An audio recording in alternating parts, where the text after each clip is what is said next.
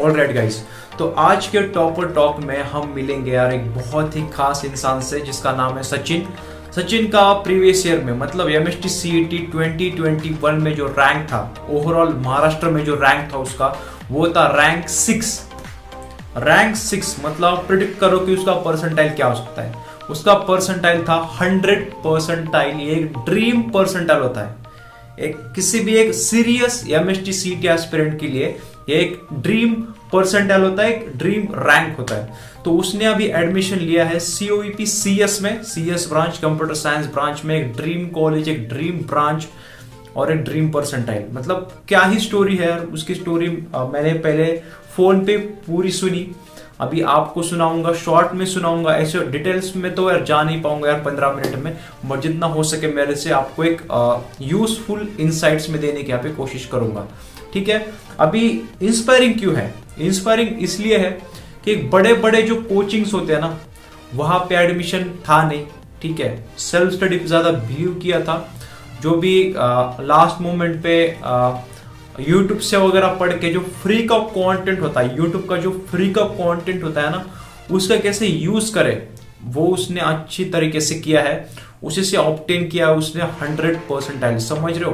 बड़े बड़े कोचिंग के नाम नहीं, बड़े बड़े कोचिंग में कभी गया नहीं, खाली जो फ्री का कंटेंट है यूट्यूब पे उसको पढ़ के।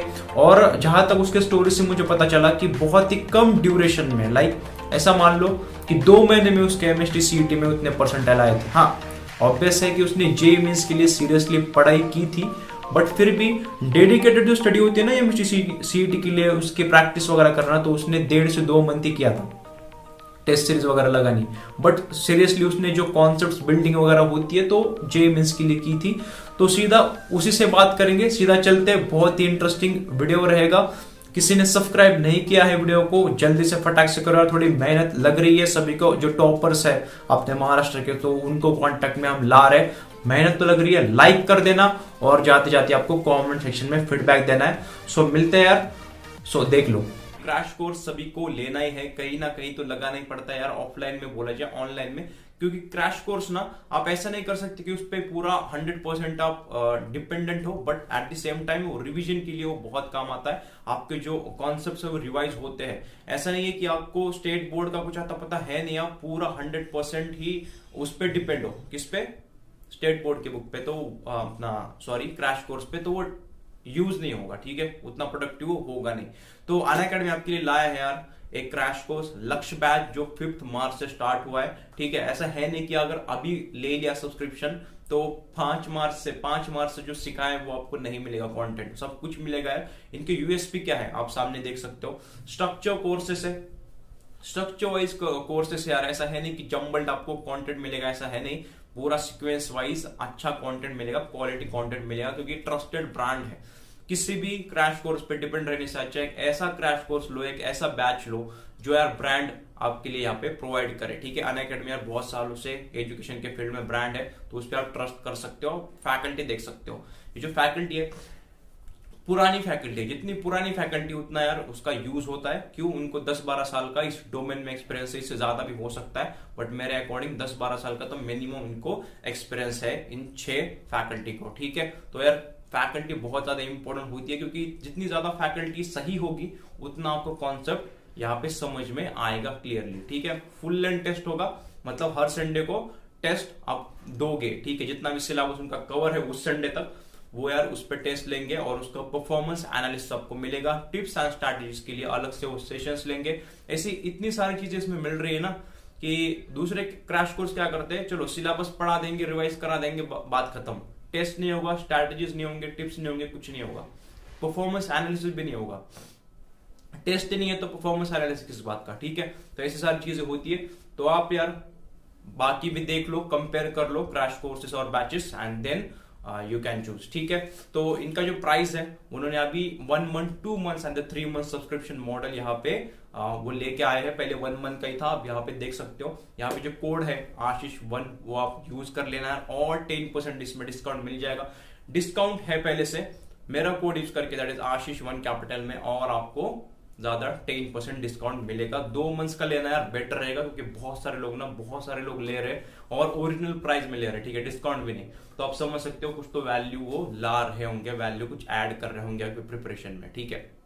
तो मेरा कोड आपको यूज करना है, आशीष1, 10% और डिस्काउंट मिल जाएगा। इसके जो लिंक्स है सीधा आपको डिस्क्रिप्शन बॉक्स में मिल जाएंगे। एट द सेम टाइम मैं यहाँ पे कोर्स चला रहा हूँ मैथमेटिक्स का, MST CET का, उसमें मैंने differentiation, AOD and indefinite integration खत्म कर दिया है और डेफिनेट इंटीग्रेशन मैंने स्टार्ट कर दिया है। तो उसका जो प्रोफाइल का लिंक है मेरा अनअकैडमी का, वो भी आपको डिस्क्रिप्शन बॉक्स में मिल जाएगा, ठीक है। सारी चीजें नीचे है, एक बार चेकआउट जरूर करना, ठीक। ऑलराइट गाइस, तो मैंने आपको सचिन के बारे में यार इंट्रो दे दिया है ऑलरेडी। तो अभी डायरेक्टली यार सचिन की तरफ चलेंगे, तो सचिन खुद के बारे में बताएंगे। So Sachin, hello, my name is Sachin Sukhdare. I am from Mayani district Satara. I got 100 percentile in MST CET 2021 with general merit number 6. I also cleared J Advanced with 1500 rank in general EWS category. Now I am studying in College of Engineering Pune in computer engineering branch. Okay, that's very good intro. और आप हिंदी में दे सकते हो answer, मतलब comfortable feel कर दो आराम से, है ना। सो बाकी यार डायरेक्टली यहाँ पे सेकंड क्वेश्चन की तरफ चलते हैं। सो आपका जो स्कूलिंग था, लाइक स्कूलिंग तो नहीं बोल सकते, पर जो 12th का था, 12th का जो पोर्शन होता है मेनली हम फोकस करते हैं towards the JEE and the CET। तो आपने 12th कहाँ की थी? हाँ, मैंने 11th और 12th अपने गांव से ही की थी। मैं 10th के बाद बाहर गांव में नहीं गया, क्योंकि मुझे इतना आइडिया नहीं था और इसके बारे में पता भी नहीं था। 11th में तो मैंने MST CET और JEE की कोई प्रिपरेशन ना की बराबर ही की, क्योंकि मुझे पता ही नहीं था। फिर 12th में आते आते मेरे पास स्मार्टफोन आ गया, तो मैंने यूट्यूब से एक्सप्लोर कर लिया ऐसा ऐसा होता है। तो मैंने 12th से ही स्टार्ट की एक्चुअल जर्नी मेरी। 12th से ही मैंने 12th से नवंबर तक, मार्च से नवंबर तक मैंने 11th पूरा कवर कर लिया। और फिर नवंबर में मैंने फिजिक्स वाला की बैच ली, प्रयास बैच, और उससे नवंबर से फिर मार्च तक 2021 में मैंने पूरा सिलेबस 11th 12th कवर कर लिया।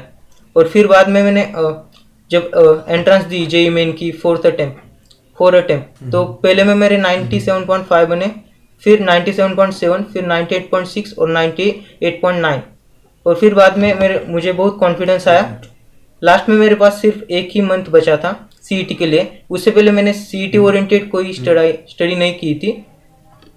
तो उस एक मंथ में मैंने फोकस किया कि फिजिक्स और मैथ्स के PYQ किए बहुत सारे, और केमिस्ट्री में टेक्स्ट बुक की अच्छे से, और तीनों सब्जेक्ट के PYQ और 4-5 ही टेस्ट दिए।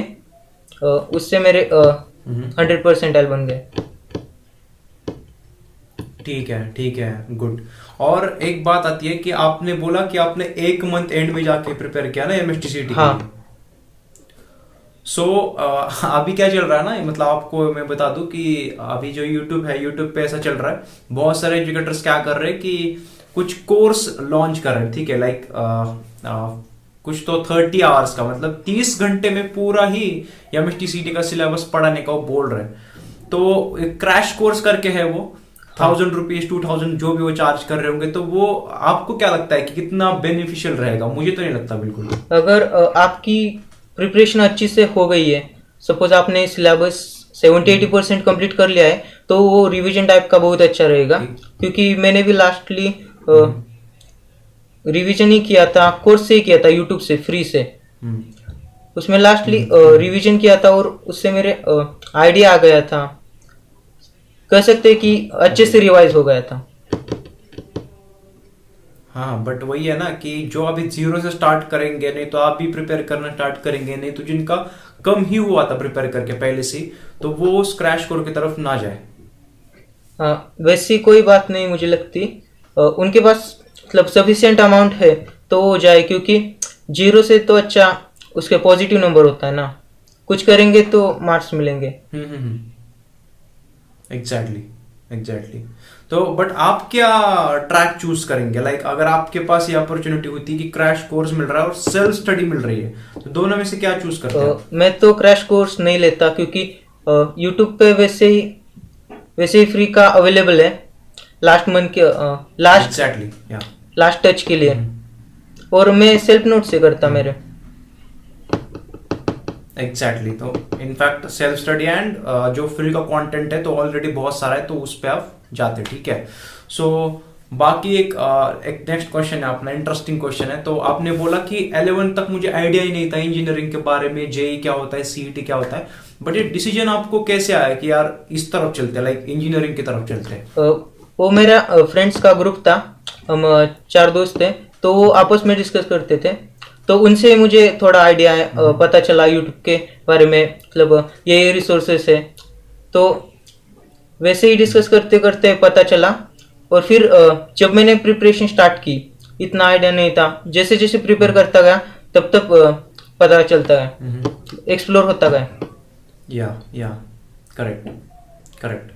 और जब एग्जाम का माहौल आता है ना, तो साइमल्टेनियसली यहाँ पे जेई आता है, फिर बोर्ड्स आता है, फिर एमएसटी सीटी आता है, तो आपके भी साथ ही हुआ होगा, लाइक जो कोविड का सिचुएशन था ऑब्वियसली थोड़ा ज्यादा टाइम मिल गया होगा एमएसटी सीटी के लिए, बट आपने ये सारी चीजें मेंटेन कैसे करी, मतलब ये जो बैलेंस होता है ना वो कैसे किया? हाँ, हमारे तो बोर्ड्स कैंसिल हो गए, फिर भी मैंने बोर्ड्स का कोई टेंशन नहीं लिया था, मैंने सिर्फ जेई और सीईटी पे बाद में फोकस किया था। मेरा टारगेट यही था कि मुझे अच्छा कॉलेज मिले, बाकी बोर्ड्स पे इतना ध्यान नहीं दिया था। 75% बन जाता तो भी चलता, पर बोर्ड्स नहीं हुए, इसलिए उसकी कोई टेंशन की बात नहीं थी। ज्यादा बेनिफिट हुआ, सही बात है सही बात है। फिर भी ऐसा कुछ परसेंटेज आया था आपका? 12th का क्या था वैसे? 12th में मेरे 88.33% थे। Okay, that's good number.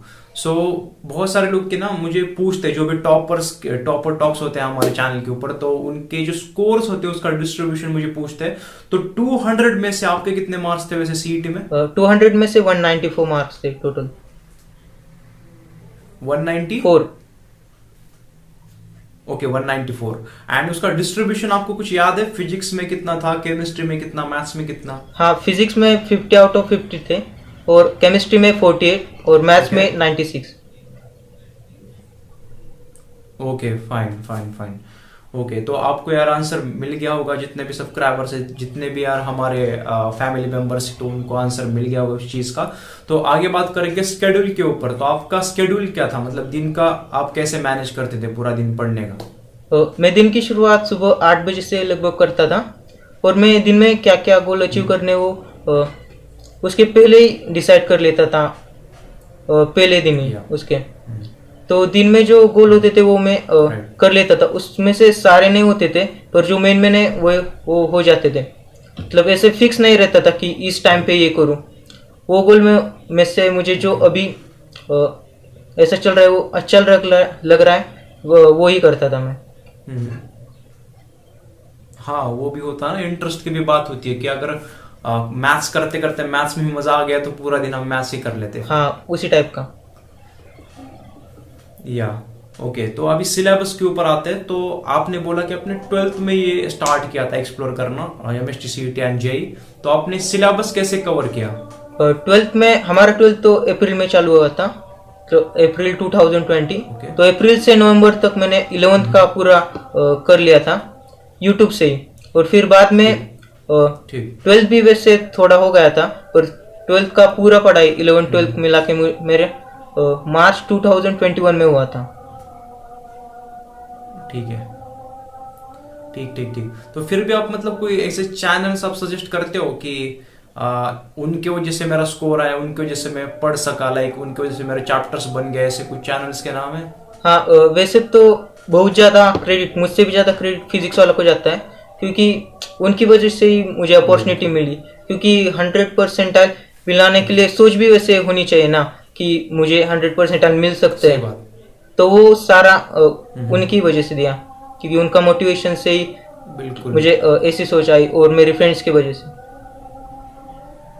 बिल्कुल बिल्कुल, फिजिक्स वाला का चैनल बहुत लोग सजेस्ट करते हैं, तो आप भी चेकआउट करेगा उनकी प्लेलिस्ट वगैरह। बाकी नेक्स्ट क्वेश्चन के ऊपर चलते हैं। सो टेस्ट सीरीज के ऊपर, ठीक है, तो आपने कितने टेस्ट वगैरह लगाए थे, कितने लगाए थे? हाँ, जब मैंने फिजिक्स वाला का बैच लिया था ना, तो लगभग बैच खत्म होते होते लास्ट 1 मंथ तक 30 से 35 टेस्ट तो जेईई मेन के हो गए थे, और लास्ट में 1 मंथ में मैंने 4 या 5 ही टेस्ट दिए थे सीईटी के। उसकी वजह से मेरी स्पीड में और एक्यूरेसी में ज़्यादा प्रभाव आया, क्योंकि सीईटी में स्पीड इम्पोर्टेंट है और क्वेश्चन की Yeah. डिफिकल्टी लेवल का भी अंदाजा है, क्योंकि सीईटी में थोड़े आसान होते हैं जेई के जैसे। होते हैं सवाल। Yes yes yes yes exactly. और कौन से उन्हीं की टेस्ट सीरीज लगाई थी खाली आपने, कोई और पब्लिकेशन की नहीं? नहीं, उन्हीं की लगाई थी, और सीईटी के लिए जो फ्री होता है वही किया था। फ्री होता है, ठीक है। तो फ्री वाले तो हम हमारे चैनल के ऊपर शेयर कर देते हैं लास्ट में कि कौन से वेबसाइट आपको फ्री में यहाँ पे प्रोवाइड कर रहे हैं। हाँ, मैंने भी वैसे बात यूट्यूब करेंगे से आगे। यूट्यूब से ही देखा था ना? हाँ, फ्री वाले यूट्यूब से ही किए थे मैंने। Okay okay fine fine fine.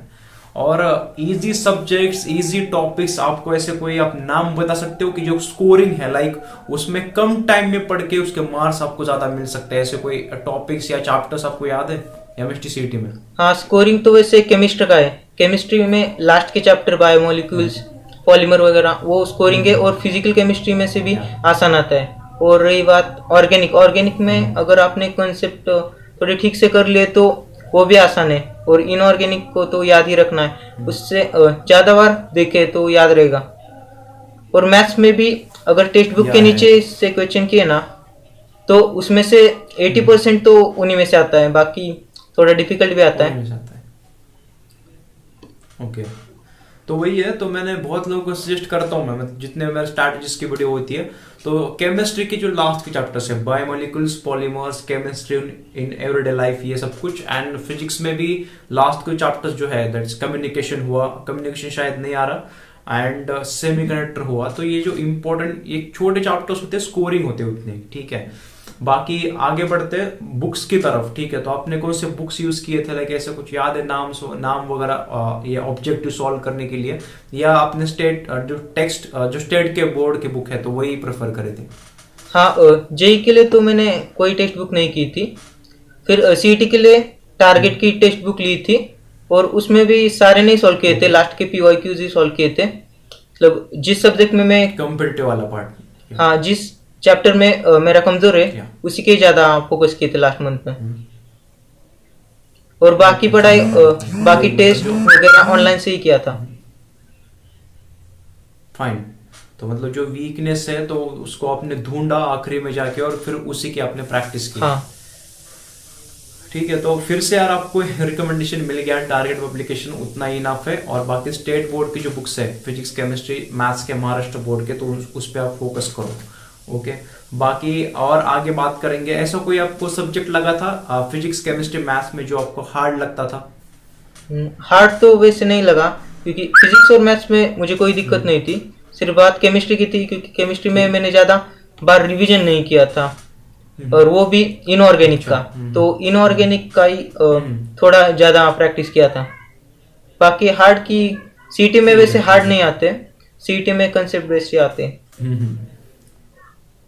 Right right right. मतलब थ्योरेटिकली इतना ज्यादा पूछते हैं ना कि स्ट्रेट फॉरवर्ड सवाल होता है, बस आपको चैप्टर आपने पढ़ा हुआ होना चाहिए, बस उतना ही एक उसमें चीज है।